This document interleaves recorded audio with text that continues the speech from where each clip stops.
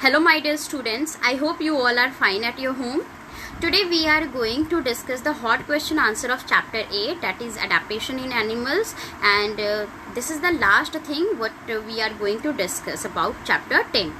And today only we will start the next chapter 10 and we will discuss only about the force and the effect of force of that chapter. So let's start our video. Our first question is regarding the polar bear. The polar bear would not survive in a hot plain land. Why? The question is asking why the polar bear could not survive in the hot land. Because they have adapted themselves to survive in the cold region, right? In the polar region. They are having the body adaptation according to that climate. They are having the thick fur which keeps their body warm in that much cold climate. They used to find their food in that region only. Okay, and so they have adjusted very well in that type of climate.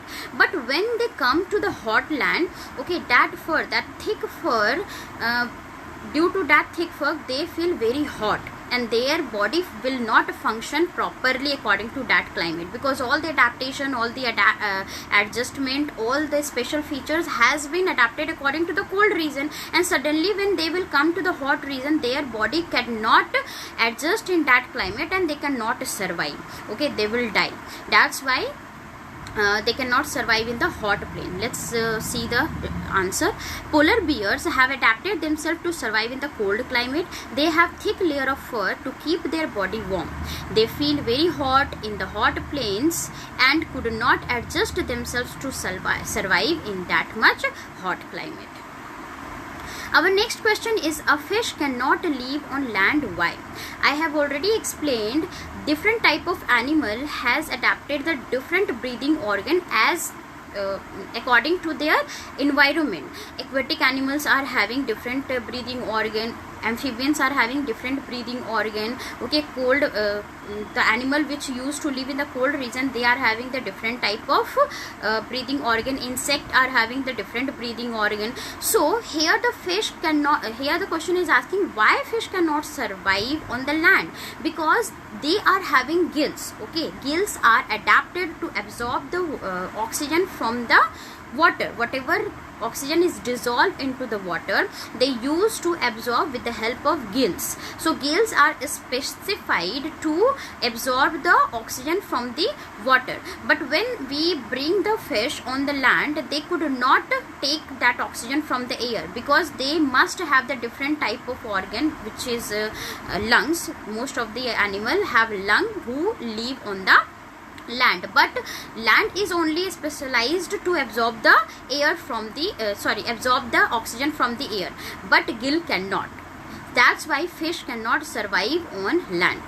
So let's see the answer. Fish are having gills as a breathing organ which are adapted to absorb oxygen from water.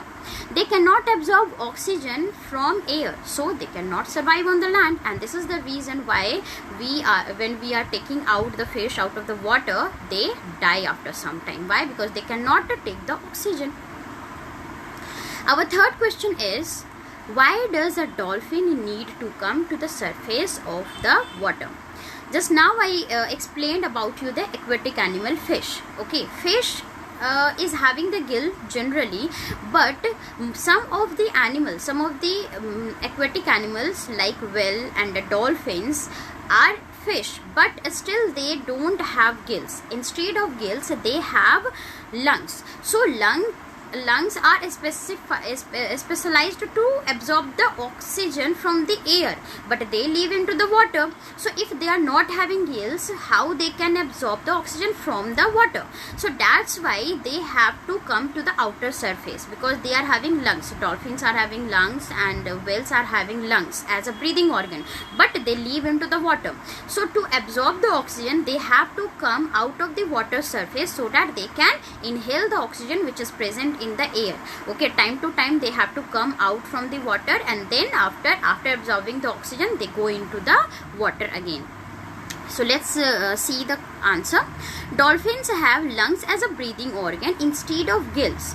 They absorb oxygen from the air, and that is why they need to come to the surface of the water after a certain period of time. Means time to time they have to come. Whenever they need to take the oxygen, they come out of the water. Our last question of this hot question answer is, baby frogs cannot live on land. Why? I have already told you, frog used to lay the egg into the water, okay, and from the egg the tadpoles come out, and tadpoles is completely aquatic animal, okay. When they grow into the frog, they are called amphibians, and then after they can live both on the surface, on the land surface, and into the water. But till then, when till they are the tadpole, they are totally aquatic animal, and that is why they are having gills as a breathing organ. But when that tadpole grow into the frog, okay, two type of breathing organ grow. One is a skin and second is lungs, okay. Then when they grow older, when the tadpole converted into the frog, they don't have the gills, because that time they have to live on the land most of the time and sometime into the water.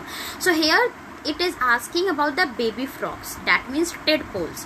So tadpoles are the aquatic animal and they are having gills, okay, and they cannot absorb oxygen on the land. They will die if we are taking out on the land. This is the reason why tadpole cannot live on the land.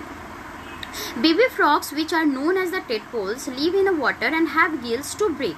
They don't have lungs at that stage of life to survive on land. Although when they grow into frogs, they have skin and lungs as a breathing organ to survive both on land and in water. So basically tadpole is the baby frog, okay, and they are completely living into the water, and that's why they cannot survive on the land, because they are not having lungs at that time. At the early stage of life, they don't have the lungs to survive on the land. Now we are going to start our chapter 10, force. What is force? Force is pulling or pushing anything. When you have to enter into the room, what do? You used to open the door. Then if you are opening the door, what you are doing? You are pulling the door towards yourself. When you entered into the room, then after what you do? You shut the door, na? Then in shutting the door, what you do? You push the door. So that time you are applying the force. So pulling or pushing is called force. Here in the picture you are seeing one object has been pushed, and in the second picture one object is being pulled. So if we are pushing anything, we are pulling anything, that time we are saying we are applying the force, okay. So pulling or pushing is known as force. Here one child is pushing the toy car. What he is applying? He is applying the force. He is pushing the car, and that's why he is applying the force. Here you are seeing he is pulling. So here also he is applying the force. Now we are going to discuss what the force can do. If we are applying the force can do some of the changes in the object where we are applying the force. So what are those effects, or what are those changes which we observe after applying the force? Let's see. First, a force can change the shape of an object. Yes, if we are applying the force, then you have noticed that the shape of that object has been changed. When you blow the air into the balloon, then what you do? That time also you are blowing the air into the balloon, and that time you are applying the force. So after some time what happens? The size of the balloon increases, okay. So what happened? The size has been changed, the size has been increased. So these type of changes we observe. Now the second example I am talking about is clay. Whenever you start playing with the clay, you used to make the different object with that clay. Sometimes you make animals, sometimes you make the utensils, sometimes you used to make the different shape. So that time what you do? You used to apply the force with the fingers. Okay, and with the help of that you find the different type of sizes and the shape of that clay. There also what you are doing, you are applying the force, and that's why the shape of the clay or the shape of the object are changing. So this is the first effect what I am discussing. After applying the force, the shape and the size of the object is changed. Second, a force can make a stop object to move. What is the meaning of stationary? The stationary means at the rest motion. If any object is at the rest motion, okay, at the rest, they will be called stationary. So if any object is not in the motion, and if we are applying the force, then that started moving. No, here you are seeing one cart, one boy is pushing the cart. What he is doing, the cart, if he will not push the cart, then cart will be stopped. Okay, cart, there will not be any motion in the cart, but when he will apply the force, the cart will start moving. Then why the cart is started moving? Because the boy is applying the force. So if we are applying the force, then the object will start moving. Next, the third effect we are going to discuss is about the direction. The force can change the direction also. When the cricketer hit the ball with the help of the bat, then what happened? The direction of the ball used to change. Earlier, okay, in the starting, the ball come in from the front. If the ball is coming from the front, and if the batsman is hitting the ball, then after the ball can go in this direction, ball can go in this direction, and ball can go in the behind also. So what happened? First the ball was coming from the front, and then the ball went to the other direction. So why it happened? Because the force was applied by the bat. So the bat, with the help of bat, the batsman applied the force on the ball, and that's why the direction of the ball was changed, or the direction of ball is used to change after hitting by the bat. Next we are talking is force can stop the moving object also. Okay, if we are applying the force into the moving object, then it will stop the object. Here the goalkeeper, what the goalkeeper used to do when the football is coming from the front, then he used to stop the ball. Why? Because the force is applied by the hand. Okay, the goalkeeper used to apply the force by the hand, and when the football strike with the hand, okay, it stops. Why? Because the force was applied by the hand. So force can stop the moving object also.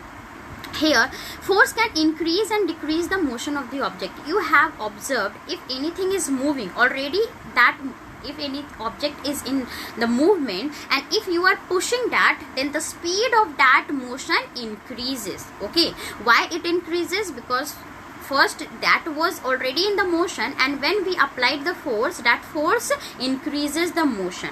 Okay, it can decrease the motion also. When you used to swing and you are at the full speed, and in front someone came, and when he tried to stop you by the hand again and again, then time to time what happens? Slowly that swing start to slow down, and at last it stops. That means what? We are applying the force from the front to stop the swing. So the force can stop the moving object also. So here one more time I am concluding all these. Force is pushing or pulling. If we are pushing anything, we are pulling anything, that means we are applying the force. Now what effect, what changes can happen after applying the force? Force can change the shape and size, force can change the direction, force can increase or decrease the motion, and force can stop the moving object also. So these are the effect of the force. Okay, next we will discuss in the next video. I hope you all have understood.